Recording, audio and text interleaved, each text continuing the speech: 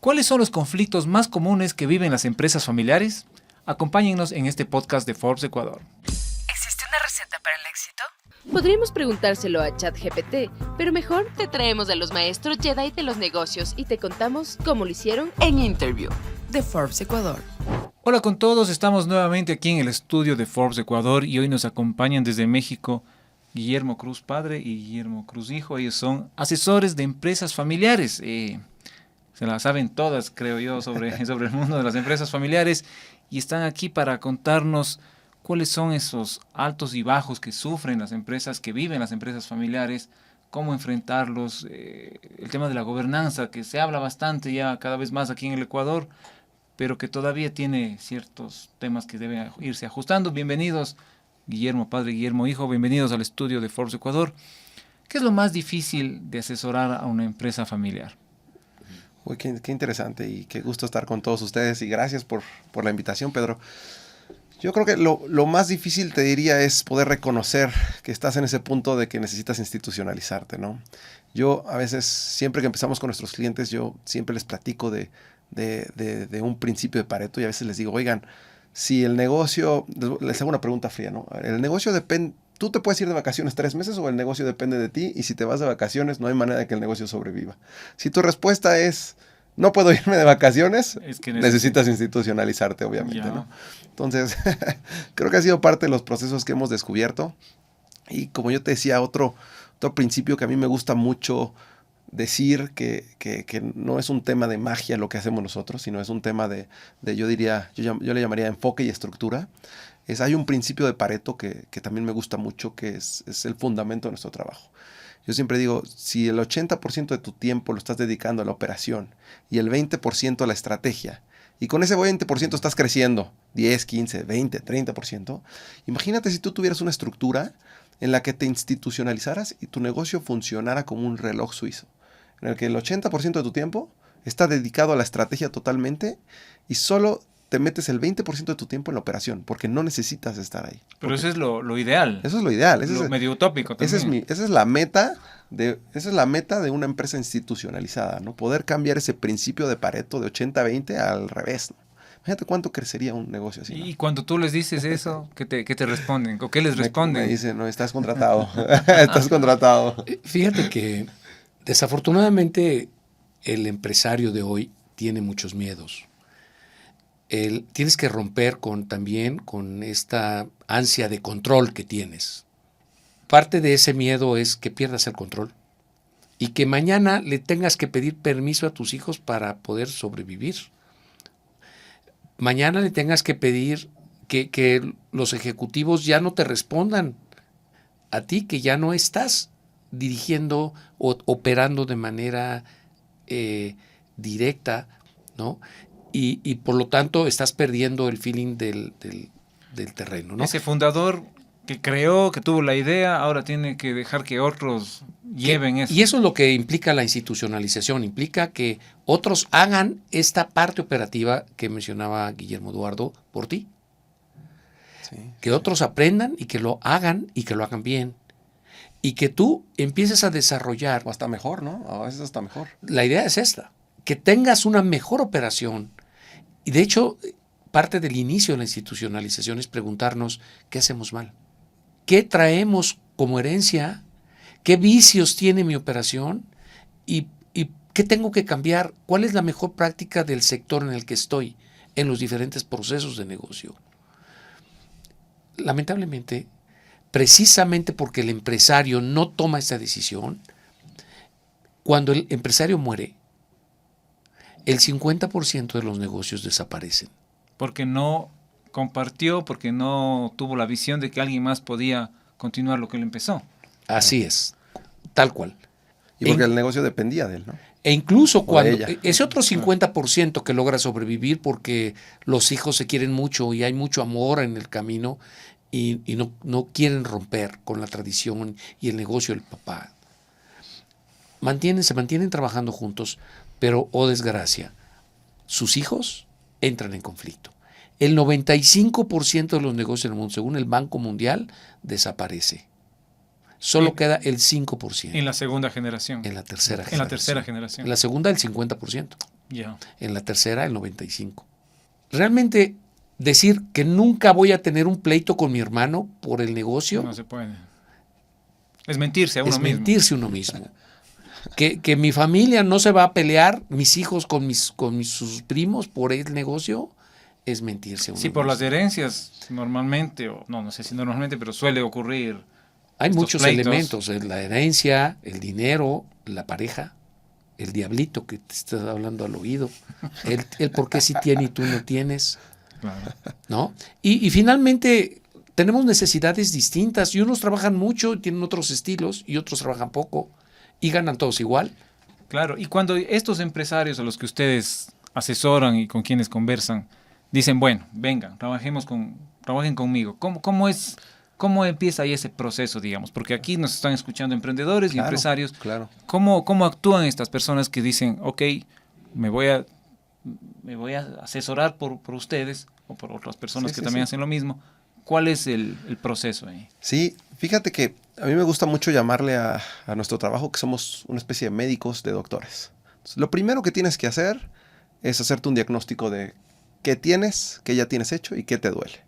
Cada caso no hay un gobierno corporativo igual para ninguna empresa. A pesar de que Cada se dediquen uno a lo es mismo, van a tener diferente estructura accionaria, van a tener diferentes geografías, diferente estrategia de crecimiento, diferentes capacidades, velocidades. Entonces, lo primero que tienes que hacer es hacer un diagnóstico de toda la compañía y es parte de, digamos, la primera etapa que nosotros trabajamos es primero el diagnóstico. Nosotros no te podemos dar una solución si no conocemos a fondo la estructura de la compañía, tanto a nivel estratégico, tanto a nivel operativo, como a nivel directivo. Una vez conociendo los 3 niveles en todas las áreas, entonces podemos hacer un diagnóstico y decirte de 0 al 5, estás así en cada una de las áreas, esto es lo que encontramos, y este es el programa de trabajo para ¿Cuánto resolver. dura levantar ese diagnóstico? ¿Cuánto tiempo les puede tomar? Pues no es tan, o sea, esto, como es nuestra primera fase, no debemos de tardarnos mucho. Nos tardamos, yo te puedo decir, empresas pequeñas nos tardamos 4 semanas, empresas grandes nos hemos tardado 3 meses, yo creo a lo mucho. El tema es, lo tenemos que hacer rápido, le metemos mucho trabajo al diagnóstico, porque es nuestra carta de presentación ante la junta directiva, ¿no? En la junta directiva vamos a llevar, oigan, esto encontramos, este es el estatus de gobierno corporativo de la empresa y esto es lo que tenemos que hacer. Estamos ante todo tipo de empresas en estos micrófonos. Tenemos empresas muy pequeñitas, que son familiares totalmente sin directorio, y empresas medianas o pequeñas que están creciendo. Entonces, en realidad hay una solución para cada uno. Cada tipo de empresa es diferente. Ya lo decía Guillermo Eduardo. Por un lado, tenemos temas en el diagnóstico, vemos temas de la familia, qué tenemos como familia, qué nos falta como familia, qué nos está doliendo como familia, cuáles son los conflictos familiares que tenemos hoy y que podemos llegar a tener. Y en la parte del negocio, ¿cómo podemos convivir dentro de la empresa? O sea, es que haya armonía en la relación de familia y que haya armonía y equidad en la administración y manejo del patrimonio y de la empresa. ¿Y cómo lograr esa armonía, Guillermo padre, cuando termina la jornada y nos vamos a la casa y nos encontramos con nuestro gerente, que es nuestro papá, o nuestro director ejecutivo, que es nuestra hermana, nuestro hijo, no sé? Está bien bonita Debe esa ser pregunta. muy bonito. Es precioso lo que nos platicas, porque en realidad parte de ahí. O sea, yo tengo que llegar a algo que se le llama un protocolo de familia, unas reglas de familia. La ventaja de la firma a la que pertenecemos es que hemos atendido más de 800 empresas familiares. Hemos aprendido diferentes escenarios para diferentes formas de pensar, diferente estructura familiar, diferentes deseos familiares, tensiones familiares. Cada caso es distinto y cada caso tiene alternativas distintas. El tema es poner la regla en la mesa, evitar que el conflicto, o sea, incluso hasta nos reímos porque tenemos catalogados 33 conflictos diferentes. Y lo que vamos haciendo, le vamos poniendo, a este conflicto es como, para el conflicto A, aplica la solución A, B y C, ¿no? Para el conflicto B, tienes que hacerlo así, así, así. Parecen apuestas de... O sea, el diagnóstico y esta es la receta. Y a veces esa receta ni siquiera nos funciona, porque a veces decir, debería aplicar esto, pero no, pero aquí además hay que irnos porque si no resolvemos bien esto, porque el estilo de la familia es así, tenemos que aplicar estas otras soluciones. O sea, ya tenemos tanta experiencia que incluso lo hemos ido recabando y guardando, que nos permite hacer un diferencial importante para resolver los temas de familia y el protocolo de una manera muy acelerada. Guillermo te platicaba de hacer un diagnóstico en las primeras 4 semanas, ¿no? En una empresa pequeñita, y de ahí ir a hacer un protocolo de familia que nos lleva 2 meses o 3 meses. Claro. De ahí hacer que este protocolo sea ley familiar, porque no lo puedes dejar ahí, a través de un fideicomiso, meterlos a los estatutos sociales, para de ahí pasar al consejo de familia o al consejo del negocio, ¿no? ¿Y cuáles son, ahora que usted menciona, Guillermo, estos 33 conflictos que usted ha detectado, o ustedes han detectado, cuáles son los conflictos familiares más comunes que vive una empresa familiar? Pues uno es la pregunta que hiciste. Uno es cómo separar, y quiero decir un par de cosas con esto, pero es cómo separar el trabajo en la casa, ¿no? Uno de esos conflictos es uno de esos que hemos detectado más comunes. Ya. Es el separar el trabajo de la casa. Y que lo hemos vivido hasta en casa. Claro. Tapado micrófonos, ¿no? Ese es uno. Ese es uno. ¿Cuál es más? O sea, que le llamamos la mesa del comedor. Porque en la mesa de la cena nos reuníamos y ahí queremos resolverlo todo.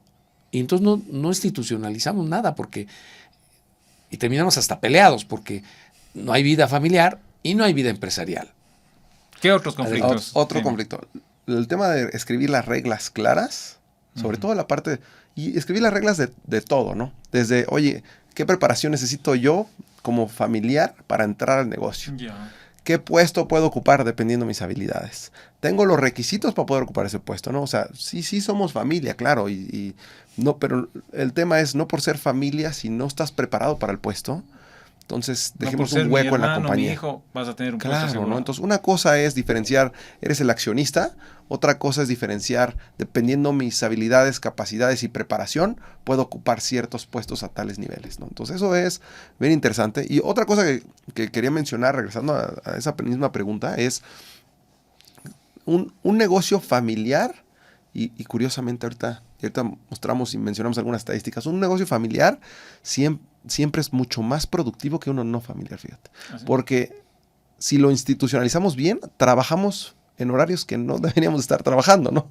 Y es la realidad. Trabajamos a veces en la casa, a veces los fines de semana, a veces cada familiar está en distintos Y defiendes lados. hasta el último peso. Defiendes hasta el último peso, porque es tu patrimonio, ¿no? Claro. Y sabes que ese peso no lo puedes desviar porque ese peso es de tus familias, de tus hijos. Claro. Y es de los hijos de tus hijos. Entonces tienes que cuidar el patrimonio, tienes que hacer que este negocio perdure por generaciones y hay un amor especial por lo que estás haciendo.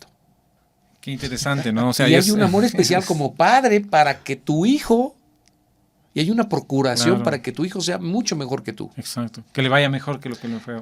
Cosa que no sucede en la empresa. O sea, tratas de mantener tu terreno blindado para que tú tengas trabajo en la empresa y no te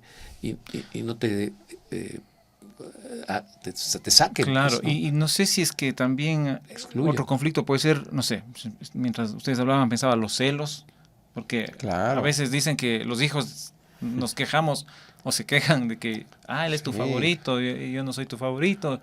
Puede ser eso un conflicto. Y estás hablando de 2 generaciones, pero ¿qué pasa si tienes 3 generaciones y tienes primos en el negocio y tienes sobrinos y todos metidos? ¿Cómo? O sea, aquí creo que no hay cómo quedar bien con todos, ¿no? Claro. Porque a veces no sé si es otro conflicto, estoy suponiendo nada más, que todos saben que al tío le está yendo muy bien, entonces voy a ir a trabajar con el tío, porque el tío le está generando empleo, está exportando, etcétera, lo que sea que esté haciendo. En toda la familia como que quiere arrimarse a ese tío o a esa persona, ¿no? Ahí ¿qué pasa, no? Mira, ese conflicto le llamamos la fábrica de empleos, ¿no? Cuando, como decía Guillermo Eduardo, no está claro quién sí y quién no, empezamos, pues es mi sobrino, hay que darle trabajo. es el esposo de mi hija, dale trabajo. Es mi compadre, ayúdale, es el proveedor. ¿Cómo vamos a comprarle a este amigo si mi compadre nos está dando esto? Cuando empiezas a generar todos estos conflictos de interés en la organización, verdaderamente se hace que sea una empresa improductiva. Estamos subsidiando a toda la familia y así los negocios se Hay acaban. que saber decir no también a la familia. Totalmente. Hay que poner reglas, decir quién sí, quién no. Y es preferible que vean que eres frío desde el principio, pero cuando dices eres frío y que no se puede, no se puede para todos. O sea, no porque seas tú el dueño de la empresa, tú sí puedas meter gente y tus hijos no, porque estás dando un mal ejemplo. O sea, tiene que haber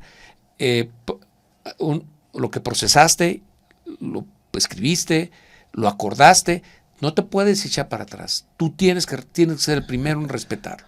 ¿Y qué pasa cuando una relación familiar se rompe? Entiendo que muchas veces se rompen las relaciones familiares por estos temas que estamos conversando. ¿Se puede después, con el paso del tiempo, recuperar esa relación? ¿Han tenido casos? ¿Han visto historias? No sé, sin dar nombres, por supuesto, pero ¿qué han visto? Pues sí, la verdad es que nos ha tocado de todo, la verdad, Pedro. Como decía mi padre, llevamos muchos años en esto, 800 y tantos casos. Nos ha tocado familias de todo tipo de cosas. Yo te diría, muchos de los temas han sido, pues más, por ejemplo, temas de fondos de inversión que entran a las compañías a invertir, entonces cambian de temas accionarios a familia. Y luego hay un tema de recompras, en donde tienes que poner ciertas reglas claras de cómo se recompran, cómo la participación accionaria que va a cambiar, quién sí puede salir, quién puede vender, quién no puede vender, cuál es el precio de evaluación que se está entrando, cuál es el precio de evaluación en su momento, si quieren recomprar.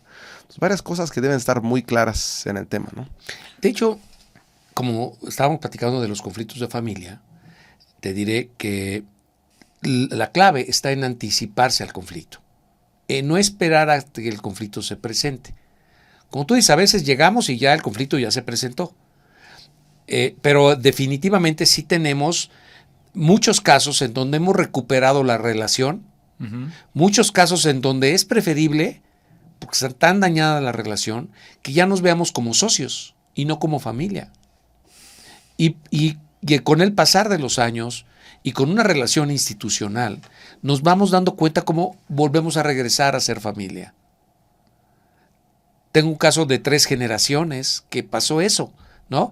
Que primero nos peleamos, después ya no pudimos actuar directamente, institucionalizamos a través de representantes, consejeros que lo representaban. Muy fuerte, ¿no? Muy fuerte, no se podía ni ver. Esos representantes nos permitieron trabajar en llevar la empresa hacia adelante, permitir que el mercado no percibiera el conflicto, permitir que el mercado mantuviera la confianza hacia nosotros. Eso es bien importante, ¿no? La percepción del mercado. Exacto. Si estás peleado, te impacta en el negocio directamente. Dice, ahí pasa algo, me voy por otro lado, ¿no? Exacto. Sí. Te cambian como proveedor. Sí, te cambian. Claro. Automáticamente el mercado, cuando ves que es un proveedor inseguro, o cuando ve que hay conflicto entre la administración o un área de la empresa y la otra área de la empresa, y la otra le echa la culpa al otro, en ese momento dejan de manejarte como proveedor. Serán muy buenos amigos, serán amigos de la infancia, pero el negocio es el negocio, y actúas con frialdad. Usted mencionaba, Guillermo, algunos datos al principio. No sé qué otros, por ejemplo, el dato del porcentaje de empresas familiares, que son el 95%, que en el país va también más o menos por ese dato, 85-90%. ¿Qué otros datos podemos aportarle a nuestra audiencia que dejen ver o que les permitan saber la importancia de todos estos consejos para empresas familiares? Yo empezaría con un dato que es ese, ¿no? 5% sobreviven en la tercera generación. También, en Ecuador, las empresas familiares aportan el 60% del Producto Interno Bruto, ¿no? Sé que ahorita el Producto Interno Bruto ha estado en Ecuador variando entre el 1 al 4 máximo. Entonces, imagínate que por un tema de institucionalización, siendo el 5% de tercera generación, que aporta la mayoría a ese 60% del PIB, fíjate si de 5 lo llevas a 10. Duplicas el número, o sea, que en vez de que se extingan 95, se extingan 90%.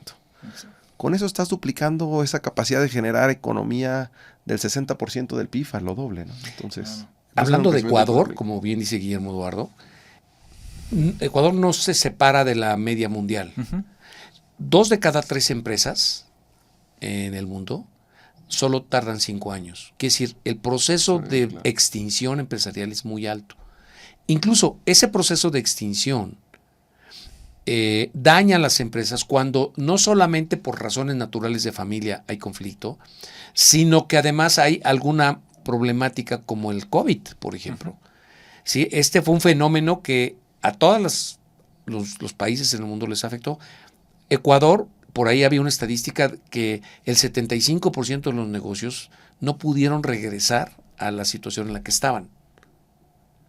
Quiere decir que el problema de institucionalización, de prever contingencias, el tener controles adecuados, el tener planes de reacción inmediata, el poder controlar a través de reuniones el quehacer de todos y poder reaccionar todos como equipo de alto desempeño, cuando eso no existe, te impide regresar a una situación como la que nos ocurrió.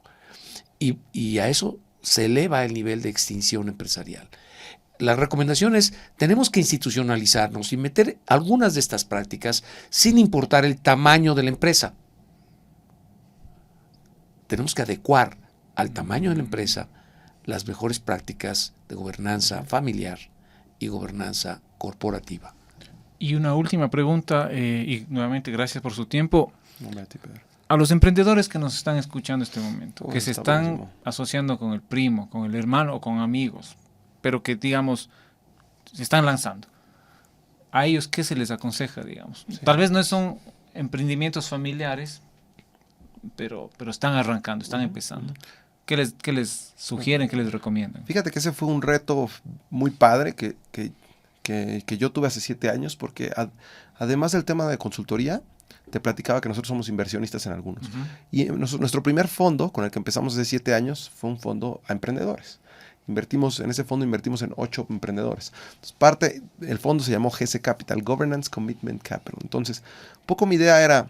Pareciera Guillermo Cruz Capital. Bueno, Governance Commitment Capital. Y muy aterrizado el tema de gobernanza. Decir, a ver, si nosotros podemos aplicar este tipo de metodologías para empresas que van creciendo grandes, ¿cómo puedo adaptar este modelo para emprendimientos?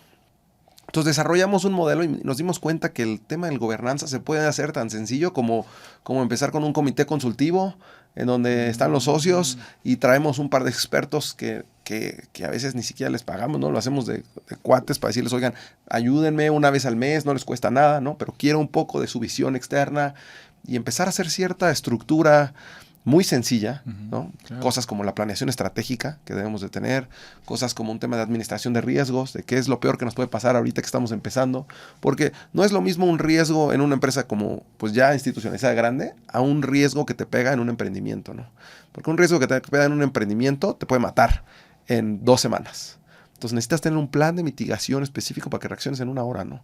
Entonces, todo ese tipo de preparado, anticiparte, prepararte y va a salir el problema, va a salir algún momento. Exacto. Y ya sabes qué hacer. Entonces, muy románticamente, yo lo que dije fue, agarré todas esas metodologías y puse las 6 metodologías que más necesito. Le llamé las 6G, como un tema de gravedad, ¿no? ¿Cuáles son mis 6 metodologías principales que puedo adaptar a los emprendedores que estoy invirtiendo? Lo hicimos, invertimos, aplicamos las metodologías y ninguna empresa me falló, ¿no? Porque normalmente en un fondo de venture, pues le pegas a una de 6, te quiebran 2. Ninguna empresa aquí nos quebró. Creo que lo hicimos muy bien, ordenado. Una de ellas un unicornio que vendimos en 1.2 billion a un fondo que se llama SoftBank. Y la verdad es que sumamente ordenado. Digo, ya será otra plática y bien interesante, pero lo ligo con el tema de gobernanza, que ese fue nuestro enfoque principal, incluso como inversionistas, ¿no? Esas 6, para que tomen nota tus emprendedores, podemos, a ver si me acuerdo muy bien cómo estaba, pero uno era o sea, que entendieras que tienes que llevar esta metodología de gobernanza familiar y de negocio a tu empresa, aunque sea chiquito, aunque sea con tus gerentes, aunque sea como decíamos, invitando amigos expertos que han sido exitosos, pero no dejes de reunirte una vez al mes. Una vez al mes. Con un proceso ordenado e institucional, tomando nota, tomando acuerdos y dándole seguimiento. Y haciendo que las cosas se hagan. primero. Claro, esa es la una. Segundo, Es la una, presupuesto. Ya. No te pongas a hacer negocios al aire sin saber las implicaciones económicas que tiene el proyecto. Y que ese presupuesto realmente te sirva para controlar tu verdadero ingreso, tu verdadero gasto y tu verdadera utilidad. Y tu flujo, sobre Y todo. sé conservador, Como emprendedor. porque a veces como emprendedor creemos que todo se va a dar, ¿no? Y empezamos a gastar. Es más fácil gastar que ganar dinero. Y entender que tienes una curva J, o sea, una curva de inversión, y vas a tener dinero no inmediato, sino dentro de 7, 8 meses, un año. Y entonces tienes que aguantar ese año perdiendo dinero. Entonces, desde que entras, no te puedes pelear entre socios porque tienes que entender que el negocio no produce desde el día 1. Tercero, ventas. O Generar sea, ventas. ver la condición de tu mercado, ver tu producto, ver a quién se lo vas a vender, a quién le gusta, qué ventaja competitiva tienes y cuál es tu estrategia para sacar el producto al mercado y si tiene futuro o no tiene futuro, ¿no? Sí. Tu planeación estratégica también, cuarta. Tu planeación estratégica. ¿Quién eres hoy y hacia dónde vas a ir? ¿En cuánto tiempo? ¿En 1, 3 años, 5? Y aterrizarlo, ¿no? Y aterrizarlo con responsable, documentos, semana por semana. Claro. con metas, con Poner objetivos. Tareas, ¿no? Sí. Y a cada quien jalarle las orejas puntualmente para que lleguemos donde llegamos, ¿no? Sí. Administración de riesgos, que es lo que platicábamos hace rato. Y tema familiar. De familiar o de accionistas, ¿no? Porque De algunos accionistas. emprendedores pues no son familias, son Claro. amigos. Entonces era el protocolo familiar o el protocolo de socios. De socios. ¿no? Que son las reglas claras. Somos socios o tengo mi socia y nos podemos pelear en cualquier momento. Tiene que ver las reglas clarísimas para que no le Parten pegue al negocio. normalmente de la idea de que son grandes amigos y que nunca se van a pelear. Un Así es, principio y aquí equivocado. nos han contado, hemos tenido algunos ejemplos de esto justamente que somos amigos, pero nos hemos terminado peleando. Claro. El emprendedores que querían dinero de nosotros tenían que firmar el acuerdo entre los socios. No puede ser que estén acordando conmigo una cosa y que al rato uno de los socios ya no se quiera comprometer con eso. Firman ese acuerdo. Están totalmente con ese principio en la Alineados, mesa, claro. alineados en la mesa. Incluso lo hacemos por ley, lo subimos a los estatutos sociales. Claro, que todo quede. Que quede en la todo ley, quede en papel, ¿no? porque lo vamos a exigir nosotros. Guillermo Eduardo, muchísimas gracias. A ti, Yo creo que Pedro. acabamos de asistir a una pequeña clase, pero muy interesante de negocios para empresas familiares. Les agradecemos mucho por su tiempo, por su visita aquí al estudio de Forbes Ecuador y bueno, esperamos tener noticias suyas próximamente. Claro que sí. Muchas gracias por invitarnos. Siempre. Fue un gusto y un Aquí honor. estaremos. ¿Existe una receta para el éxito? Podríamos preguntárselo a ChatGPT, pero mejor te traemos a los maestros Jedi de los negocios y te contamos cómo lo hicieron. En Interview de Forbes Ecuador.